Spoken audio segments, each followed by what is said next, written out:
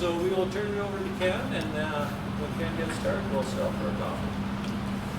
I prepared a piece and boarded it out at home this past week just to shorten the event of showing you what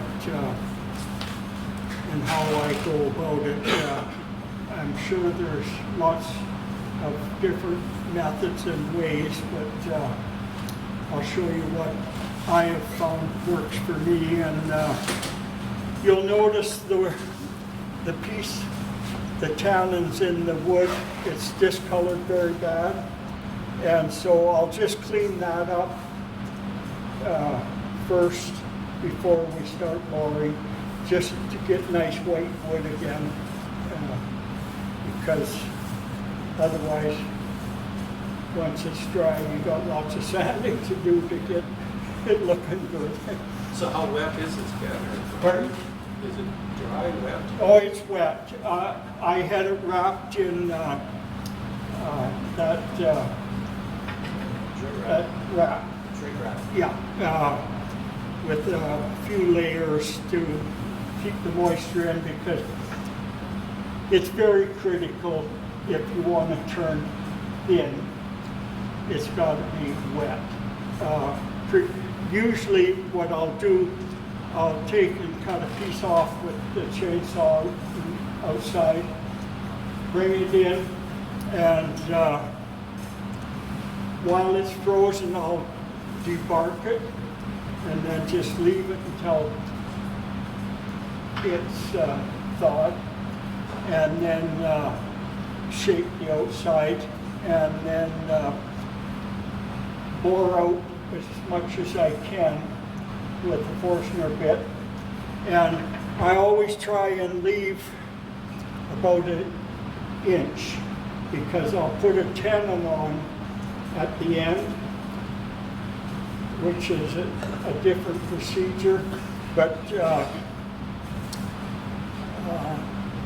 which will be just shy of a ½ inch, and then a ½ inch for bottom. But when I clean up, when I'm boring, because of the point of the Forstner bit, I'll take a little extra out in order to give us a nice bottom. And yeah, it's, well, we'll get started. I brought a couple of pieces, and you guys can pass them around and look at them while I'm just cleaning up stuff that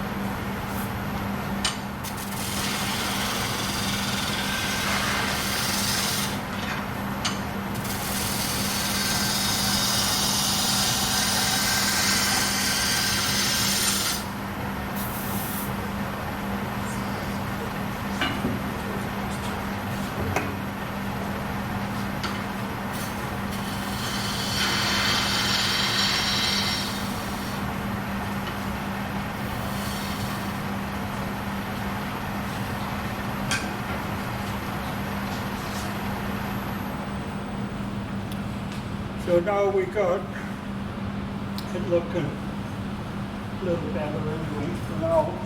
And as you can see, I had to kind of jimmy rig everything to make it so I could actually do this demonstration, because my lathe and this lathe, I needed an extension because my boring bar is so big, and this is the only way I could figure out to make it so I could actually do the demonstration. And as you can see, this is a heavy bar. But, I built it that way for a reason, because this way, nothing's going to move. There's no vibration. It's a brick house. Yeah.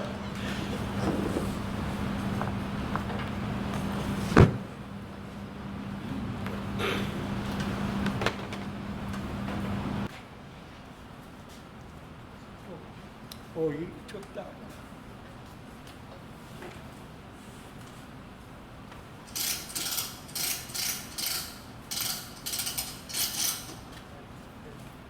Oh, sorry, Steve.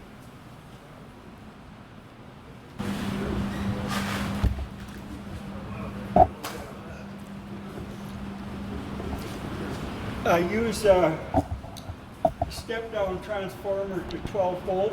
I just use bulbs that you'd use on your vehicle for a light inside.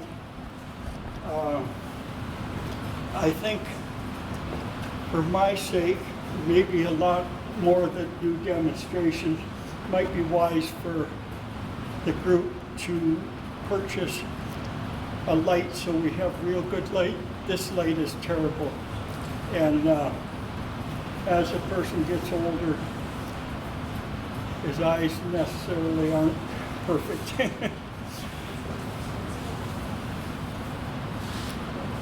Well, we'll get started, see how it goes.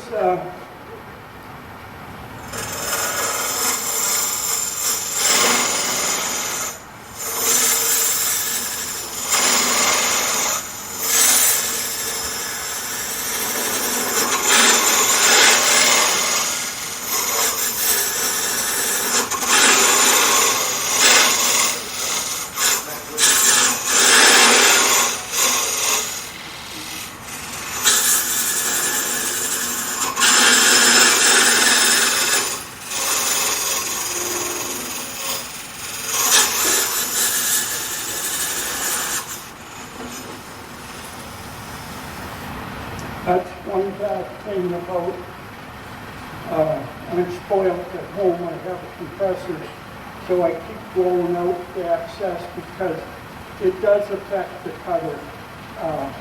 All those chips floating around in there. So it's good if you have a compressor and just clean it out every few minutes.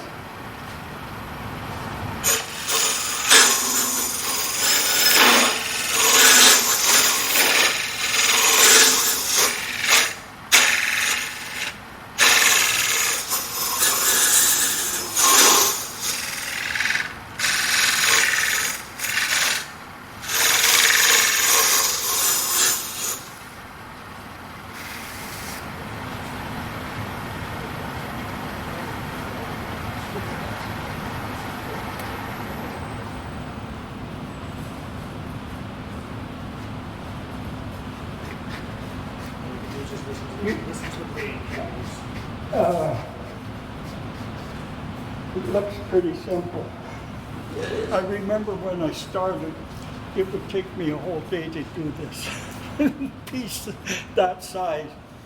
I didn't have this bar. I had a smaller one, but a guy, of course I was likely being overcautious, but it pays to be cautious because it's very important to have your cutter sharp, but to always keep it lined up with the body. And then and when I get down to, like, I'm less than a quarter now, so I'll only do about an inch at a time moving forward to finish. That I found is the safest and best way to do it, eh? Depend on what you're doing also. Sometimes you might only want it that thickness, eh? For certain vessels, depends how you're going to embellish them. you don't need to go as thin as you would for piercing. So Ken, the lip, is that your final thickness right on the lip there? Not right now. And then you work back down? Yeah, like, Because you don't use a steady rest. pardon? You don't use a steady rest, right? So No, I don't, because it marks the wood. And see, that's what we're aiming for. You can pass that around, but that's how thin we'll plan on doing it.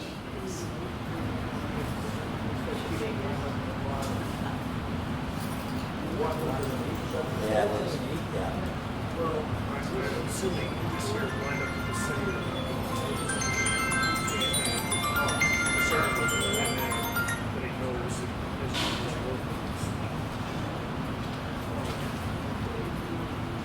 so he's lined up the Santa Claus, so that tells you where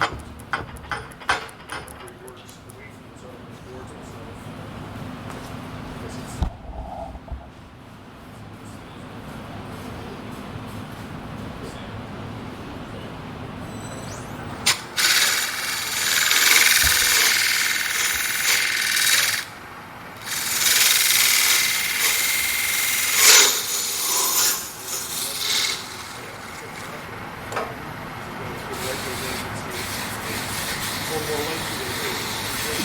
I'll wait until I get that back. There's lots of different ways you can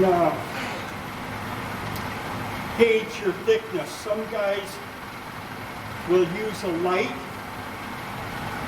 Thanks. And you kind of get used to what color with the light shining. Other guys use a laser from above. I've tried them all. And I use the calipers. If, of course, you have to make your own calipers if you're going really deep, eh? Because you can't buy any that'll accommodate.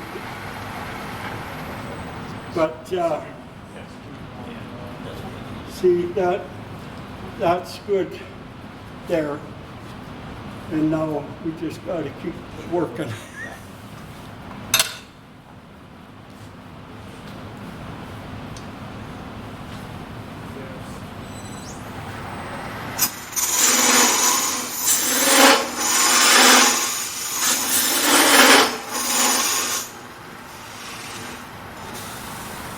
See, with those chips, they just don't even let you cut them.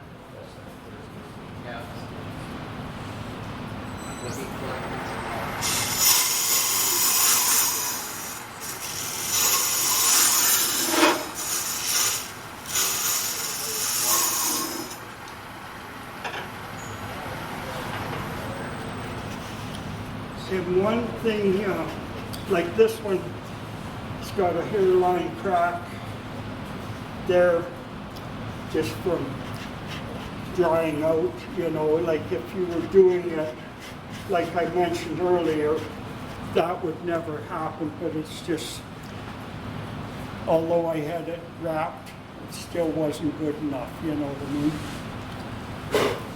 But,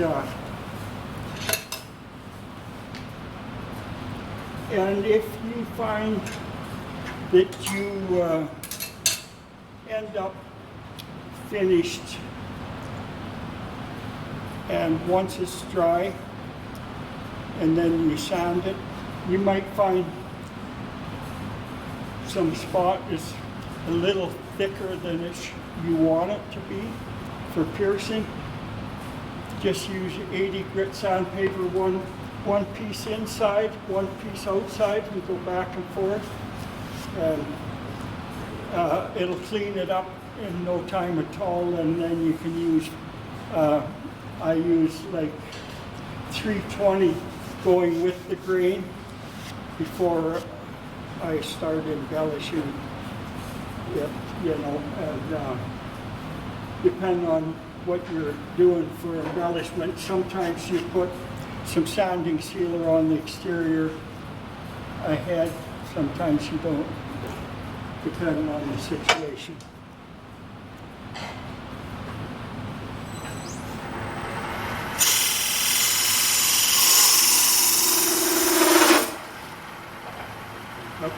One thing you can't do, once you get down thin, don't go back here at the start and try and thin it some more, because it might blow up on you. I personally haven't had that happen, but I have had it, I turned it so thin, when it dried, it all crinkled. It couldn't structurally support itself anymore. And so it's kind of a waste too. That's a design opportunity, Ken. Pardon? That's a design opportunity. Yeah, that's right. Yeah.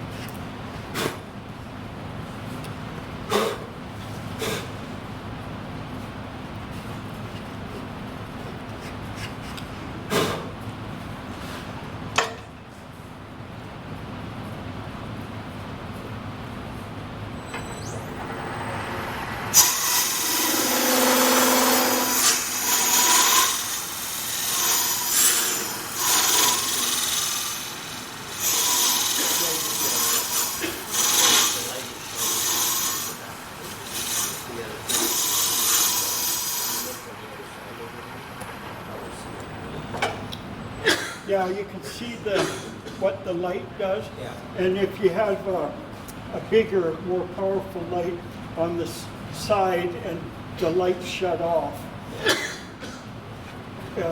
you get the red, kind of a red look, and you don't want to go any thinner.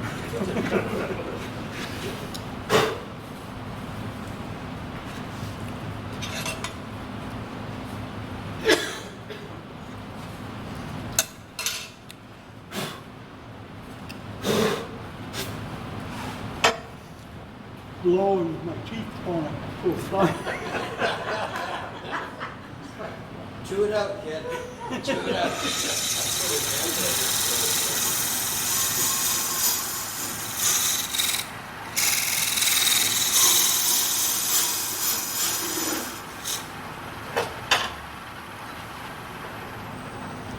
And it pays to take your time, because if you don't, you might end up with a thin spot part way down, and then you got to figure out how am I going to embellish it to hide it.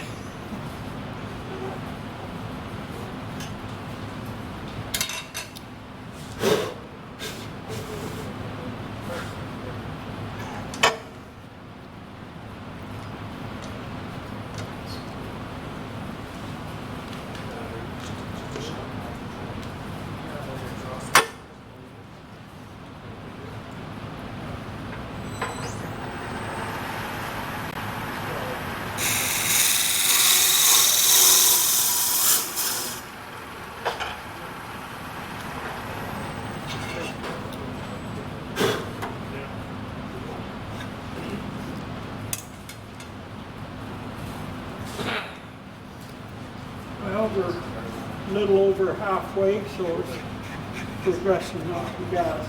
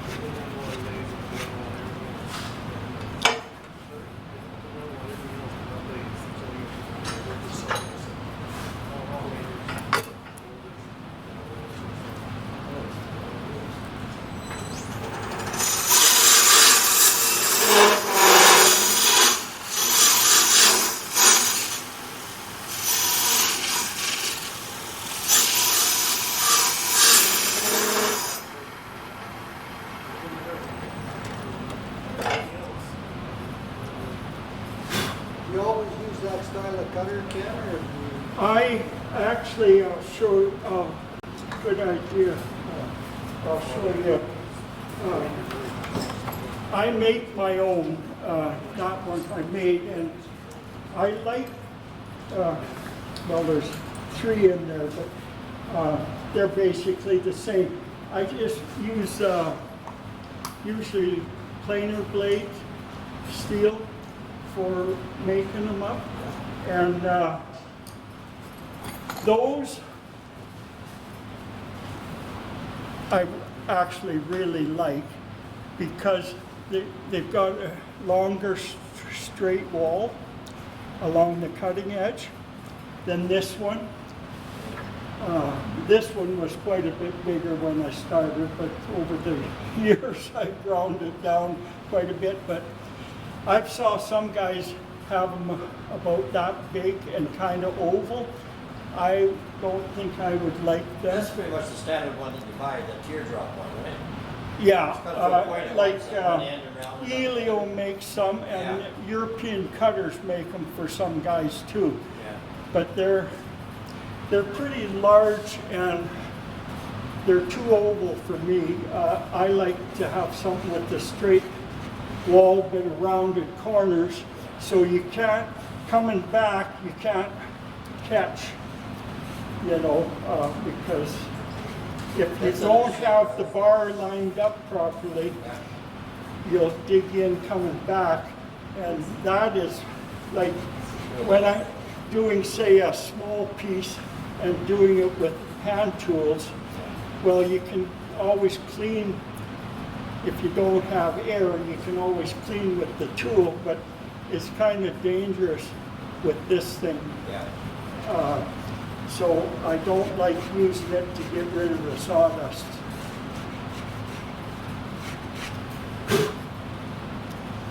But we only got a couple more inches to go here, and we'll have the first part done.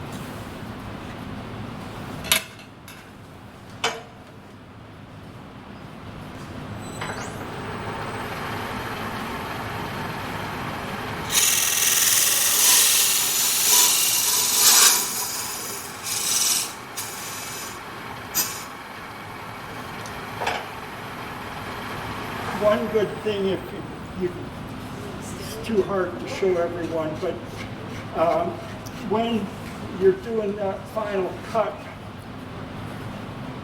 to get the same all the way through, always watch on your right-hand side, and you can see the thickness of your cut that you're making on. See, it's still just a little bit.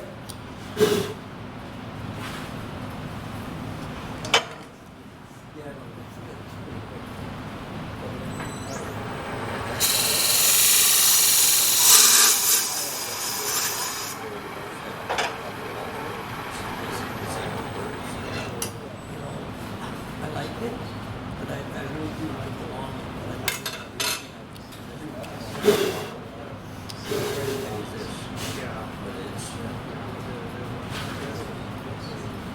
After we look at here,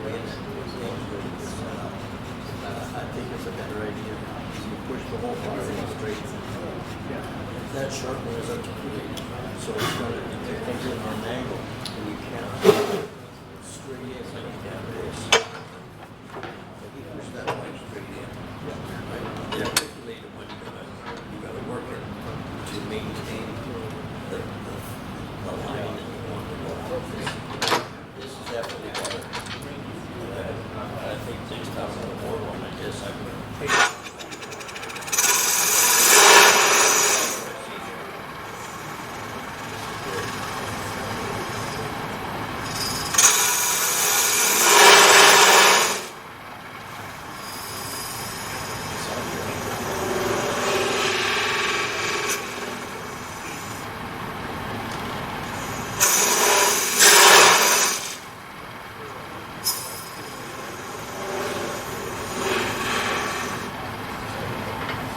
There's too many.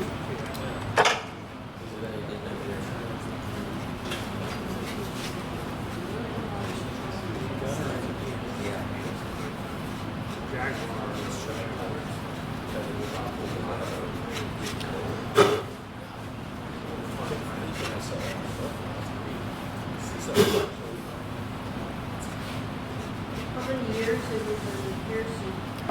Pardon? How many years have you been piercing? I would say at 12, 13, I have been turning for close to 15, but I was always interested in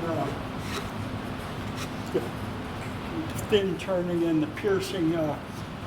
The fellow that actually invented this system in a way was Frank Sudol from Saskatoon. And he taught Bin Po, and he taught Jody Richardson from England. England sent her over, she was such an artist, to learn under both, Bin picked it up very quickly, and between him and they taught her, and her work is beyond, because she incorporates a ton of sculpting with the turning, and she's adding in all kinds of different pieces, but you could never see where anything joined. Her work is amazing if you go online and look.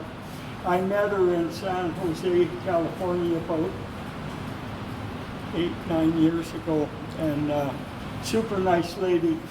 And her work became so famous that they made replicas of all her work out of glass. Yeah. And then there was a bad fire and she lost a lot of stuff. But I haven't kept track of her the last few years, but quite an amazing artist. And of course, we all, I think, that have turned for a little bit know Bin Po's work. He was amazing as well. And likely the most sculpted work in the world is a guy by the name of Alan Mayland from south of France. His work just, you can't, it's so unbelievable you can't really figure it out. Like,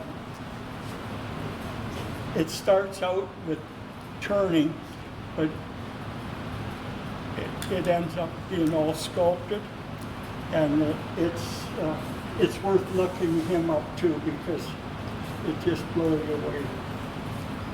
And of course, there's new people coming up with stuff all the time, but like those two vases that I brought tonight that are finished, when Frank Sudol first started producing those things, not exactly the same as that, but he was getting $15,000 a piece for them in San Francisco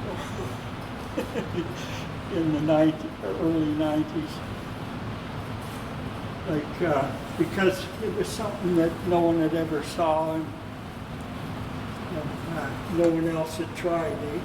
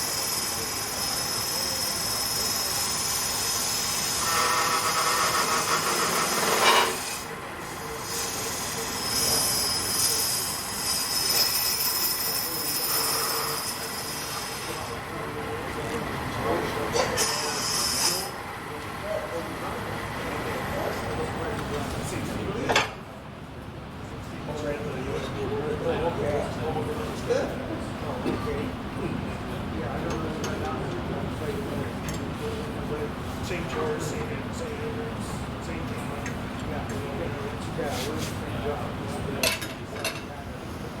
Well, I think we'll call it good with the board bar. And I'm just going to, you can always cheat a little bit because of the rounding. And if your cutter is an identical shape to what you want to cut, you got to know when to quit, or else you likely could blow through the wall. So what I'll do for this last half inch, I'll take some off of this side. That's the same trick. So I'll put the boring bar away.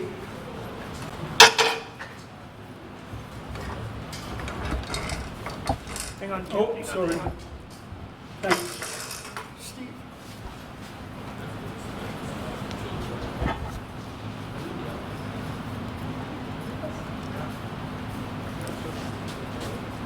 Want me to put that somewhere for now, Ken? Pardon? Want me to put it back there for It won't fall. Okay. Thanks though.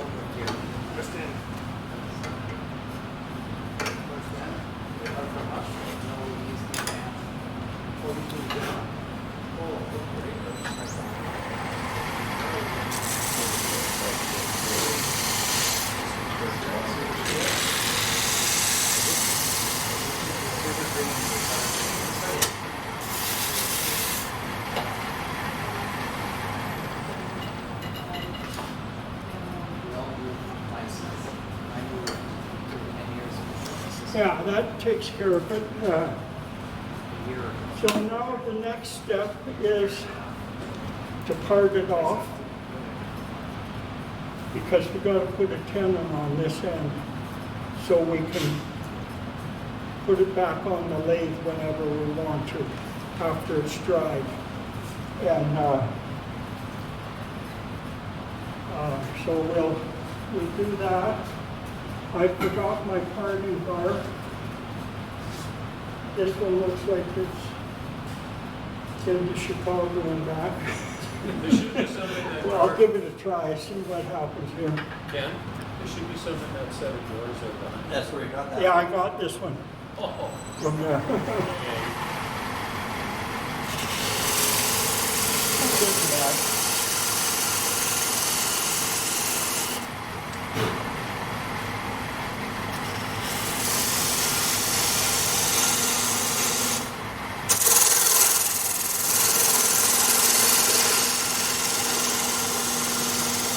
I always make it extra wide so your parting tool doesn't catch at all.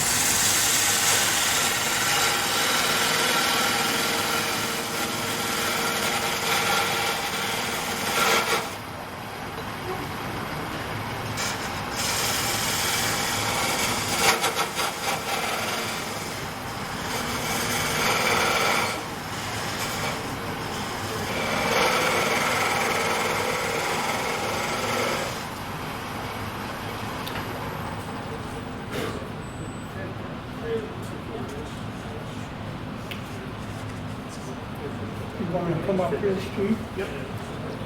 And just come on this side and just let it ride. I forgot to bring my saw to cut it off. But just let it float in your hand.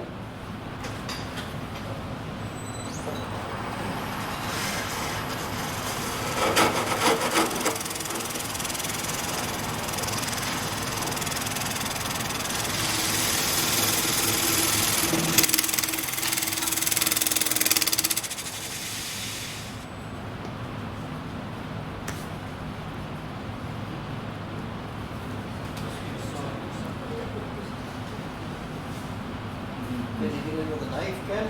Hey, Did you get in with a jackknife? I don't know, I might be able to.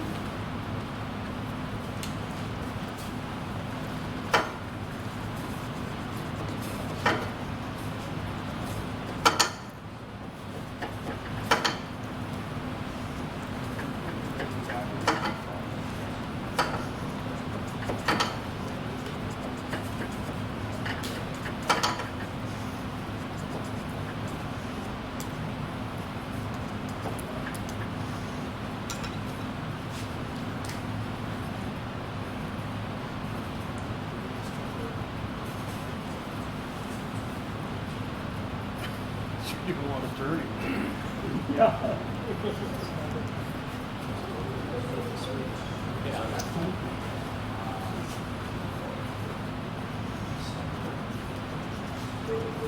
That's on way out there.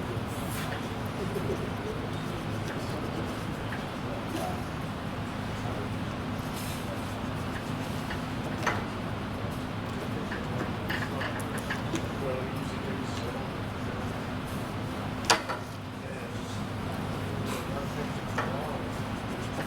There's no saw in this whole place? We must have a hacksaw here. Probably in the tool thing in the back. Oh, There we go. Could works, Lou?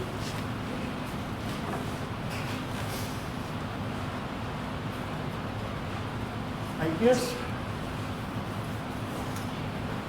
I do need.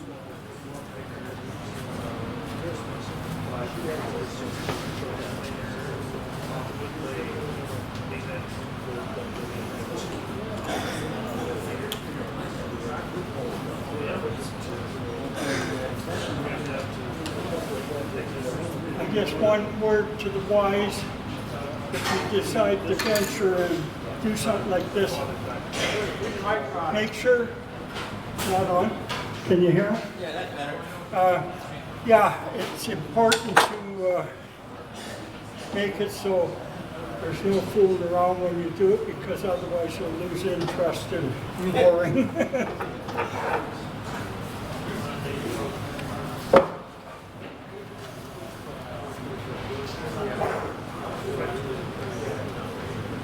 Now,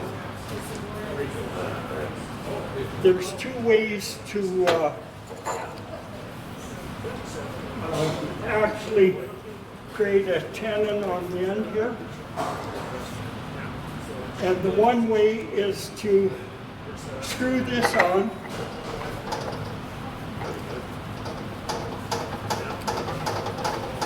which I've used more than not over the years. Then find my center, because I've got a coloration line here. I can measure two directions to get a center point for the tailstock. And depending on the wood though, it can be a bit of a problem doing it this way if the wood isn't, if it's too wet and it'll want to dig in, and then this part of the bowl might want to droop, which isn't a good thing because it won't give you a true tenon to rechuck it. So it will wobble when, so where I put my tape measure.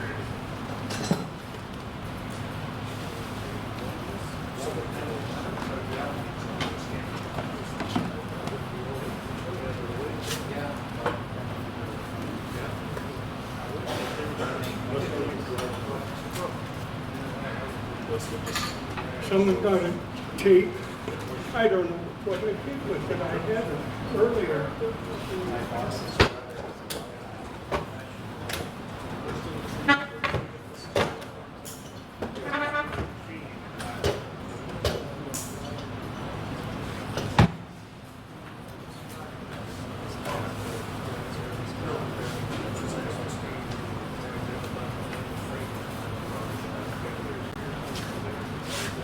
Is that the green tape on the leg?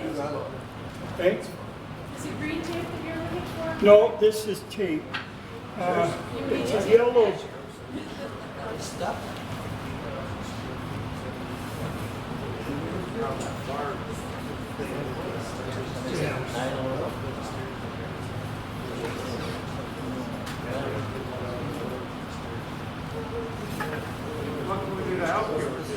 I just need a tape measure. Oh, here's something I can use.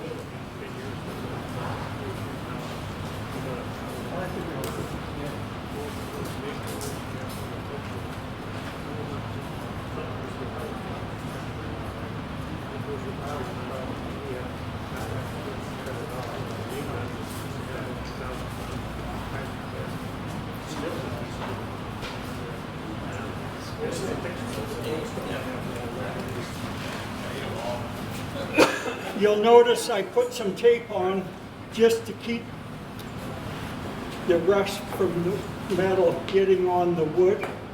It's just a precautionary to, otherwise you might end up with a dark ring around the top of your piece and you might want it to be white. So I will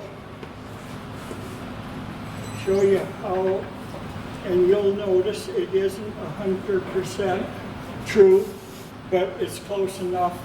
You'll get a good tenon, and that's the important part, so you can reach up. Oh, I know it is, yeah.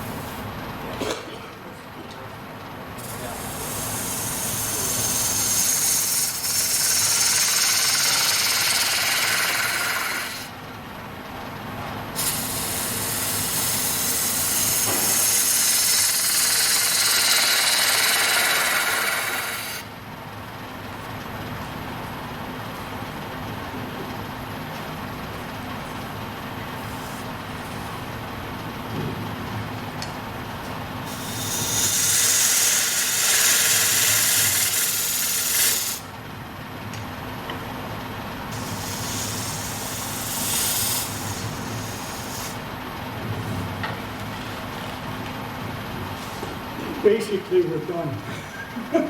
So it wasn't.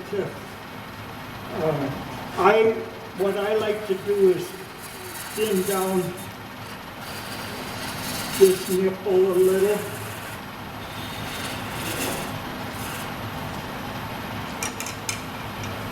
And yeah, basically it's done. And now a person can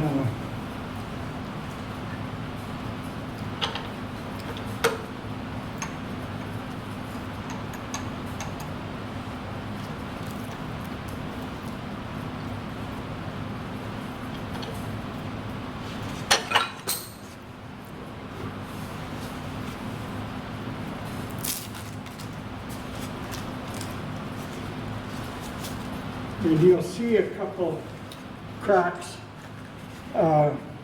If I would have turned it and finished it when I started, you would never get that. But it had dried out a little bit, and so that's basically it.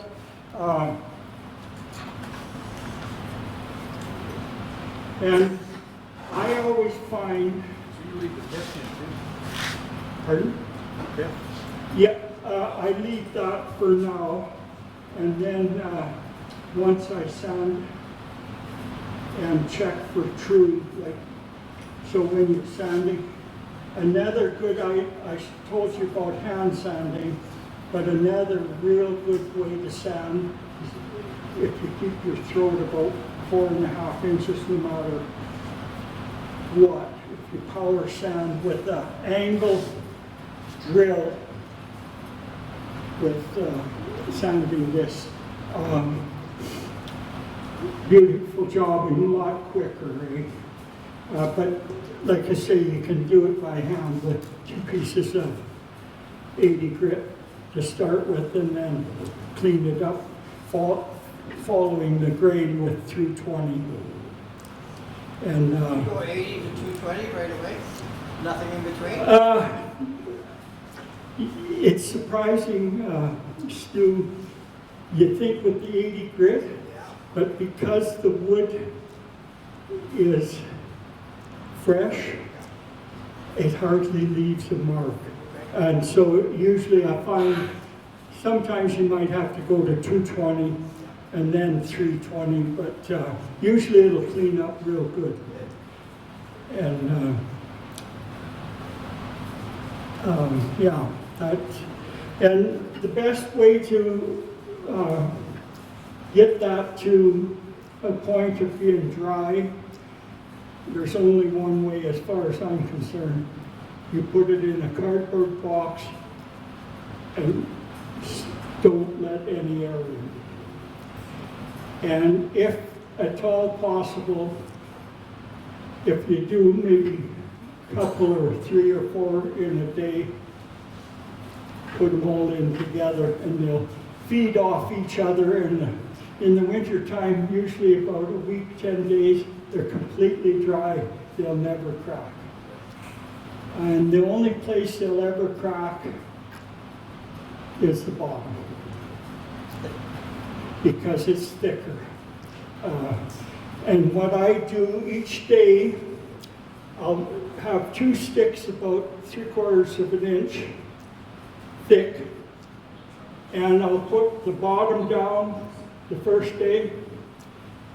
I'll open it up, turn them, and get the water running back and forth, up and down, and it works like a charm. If you throw them in sawdust, you're going to get mold, and you'll likely get distortion too. But if you use a cardboard box, I learned that about the second month I turned. Use a cardboard box for everything. Unless you want to, I'm not a fan of, here's the tree, cutting it in half here, and have a bowl here and here. If you want a tulip, that's what you'll get, and you'll have to return it to straighten out the top, because I know I'd never buy a bowl that looks like that, but I know one guy that all of his bowls are like that, and he thinks it's the way. So everyone's different, but yeah, it's kind of a learning process, and I thank you guys for being patient, and I'm not what I don't think of myself as a demonstrator, but we got through it.